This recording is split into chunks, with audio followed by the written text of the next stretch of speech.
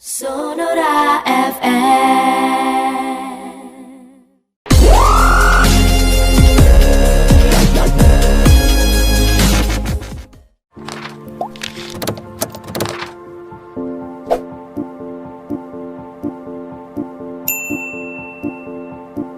Sahabat Sonora, kita masih bersama di acara Selamat Pagi Palembang hingga menjelang pukul 10 nanti dari Radio Sonora. Sejenak kami mengajak Anda untuk mendengarkan wawancara dengan seorang pengamat ekonomi Kota Palembang, Amidi S. Ini terkait dengan rencana pemerintah menaikkan pajak PPN sebesar 12% termasuk pajak sembako.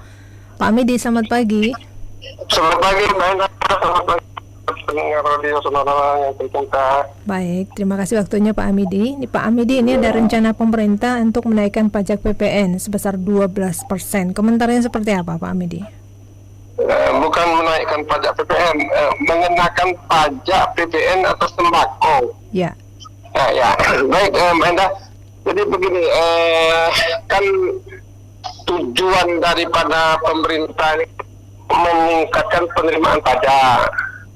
Nah, sehingga berbagai kebijakan telah dilakukan. Dan tahun yang lalu, pemerintah telah melakukan kebijakan tax amnesty, pengampunan pajak supaya lebih banyak lagi pajak yang bisa diterima. Kemudian yang kedua, ini nampaknya pemerintah akan mengambil kebijakan menambah objek pajak. Pemerintah ingin menerapkan atau mengenakan pajak di bidang sektor pertanian atau di sektor pertanian berupa PPN sembako, Mbak Day. Nah, menurut saya sebetulnya kebijakan kondisional yang ada, terutama sekarang ini masih di masa pandemi, ekonomi masih sulit, pertumbuhan ekonomi masih minus. Nah, sebaiknya ditunda terlebih dahulu kebijakan pajak sembako ini, apalagi besarnya kisarannya sekitar 12%. Karena mengapa? Karena akan memberatkan pedagang sendiri dan memberatkan konsumen itu sendiri. Karena bagaimanapun nanti pada akhirnya itu akan imbas kepada kenaikan harga-harga sembako itu sendiri, Mbak Endah. Nah, kemudian yang kedua, yang menjadi persoalan ini adalah ini akan mempengaruhi kondisional di pasar. Sekarang ini kan pasar sudah kondusif, walaupun adanya pandemi, walaupun adanya penerapan normal baru, terlihat sekali pasar sudah kondusif. Nah, apabila adanya penerapan PPN atau pajak pertambahan nilai terhadap sembako ini, barangkali akan mempengaruhi kondisional pasar, Mbak Endah. Untuk itu barangkali pemerintah tidak berlebihan kalau kita tinjau kembali, kalau kita sarankan, kalau kita beri advice supaya pemerintah dapat menunda terlebih dahulu kebijakan yang akan diberlakukannya terhadap penerapan PPN sembako ini, Mbak Endah.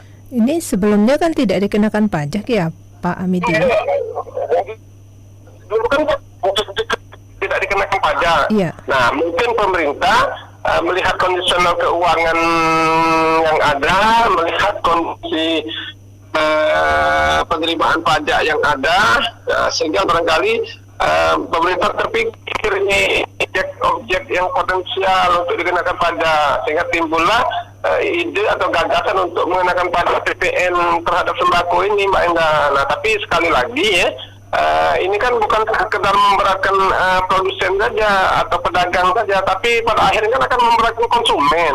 Nah, dan pada akhirnya lagi akan menciptakan kondisional pasar itu sendiri. Sekarang ini pasar itu sudah kondusif, ini, Mbak Endah. Tapi apakah ini kemungkinan karena untuk pemulihan, termasuk pemulihan ekonomi juga, Pak Amidi? Enggak, begini. Pemulihan ekonomi itu kan sekarang ini sudah berjalan, ya.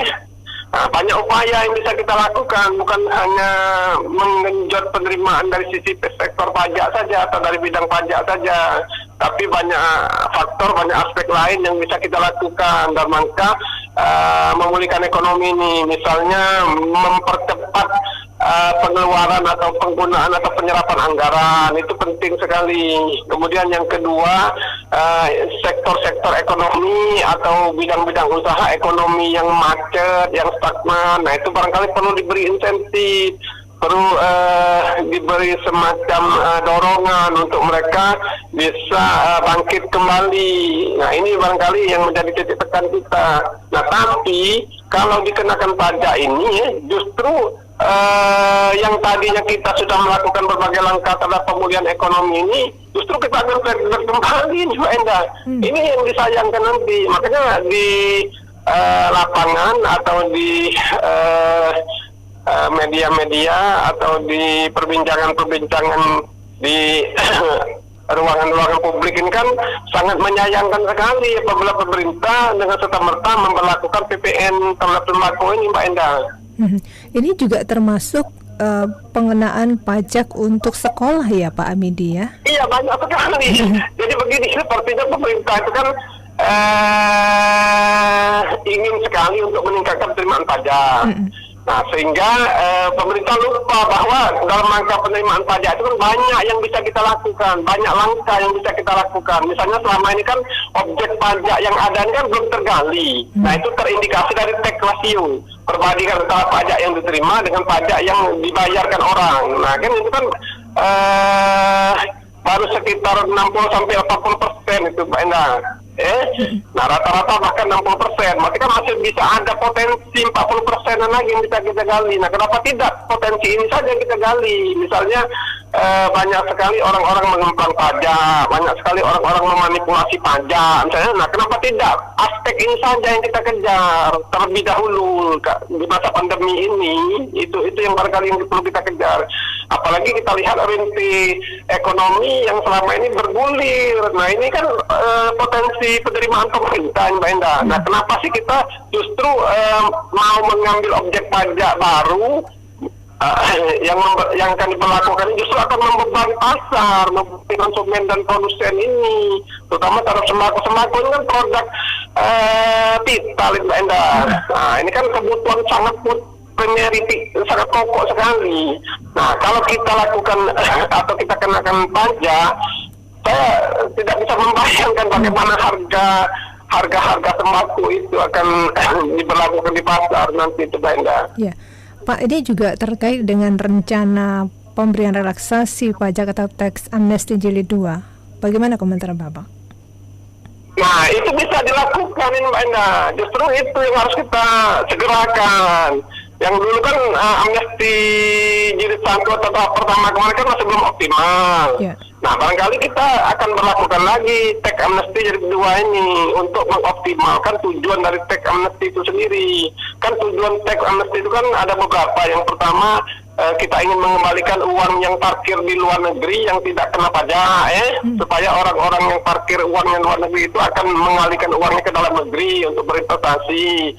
Yang kedua, supaya ada potensi penerimaan yang idle akan tergali kembali dari tax amnesty ini.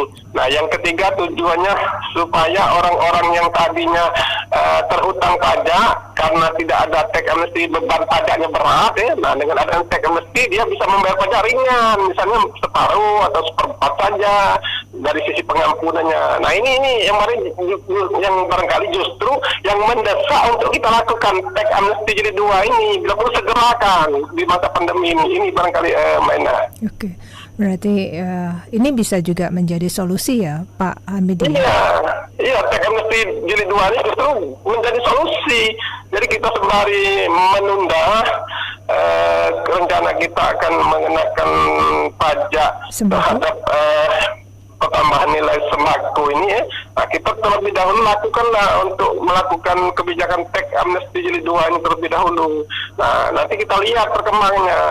Saya yakin pemerintah akan memperoleh pertambahan pendapatan atau penerimaan tambahan dari tax amnesty jilid 2 ini. Karena tax amnesty jilid 1 kemarin belum optimal, Mbak Enda. Baik, Pak Amidi, terakhir ada yang ingin disampaikan Pak Amidi terkait dengan ini rencana pajak ini? Baik, yang pertama saya sebagai masyarakat, sebagai orang yang berkecimpung di aspek ekonomi, bidang ekonomi ya, nah menghimbau pemerintah atau memberi advice agar rencana pengenaan pajak pertambahan nilai terhadap sembako ini barangkali ada baiknya ditunda terlebih dahulu, yang pertama. Kemudian yang kedua, kepada masyarakat, konsumen, pedagang ya, untuk tenang terlebih dahulu, tidak gusar dengan adanya rencana ini. Ini kan baru rencana, belum akan diperlakukan. Pemerintah pasti mendengar keluhan-keluhan kita, baik dari sisi dari masyarakat maupun dari sisi pasar itu sendiri. Nah, kemudian yang ketiga, yang tidak kalah pentingnya adalah marilah kita tingkatkan penerimaan negara ini melalui penerimaan pajak oke-oke saja, tetapi jangan sampai membebani pasar itu sendiri. Nah, untuk itu barangkali ada baiknya kita utamakan, kita dahulukan kebijakan tax amnesty jilid 2 terlebih dahulu sembari menunda PPN terhadap sembako. Itu barangkali Mbak Endah. Baik, Pak Amidi, terima kasih sudah memberikan informasi di pagi hari ini. Terima kasih kembali Mbak Endah. Baik, salam sehat Pak Amidi ya. Sama-sama. Itu tadi sahabat sonora, kita sudah mengadakan wawancara dengan seorang pengamat ekonomi Kota Palembang, Amidi Eze, terkait dengan rencana pajak sembako yang akan diberikan oleh pemerintah. Sonora FM.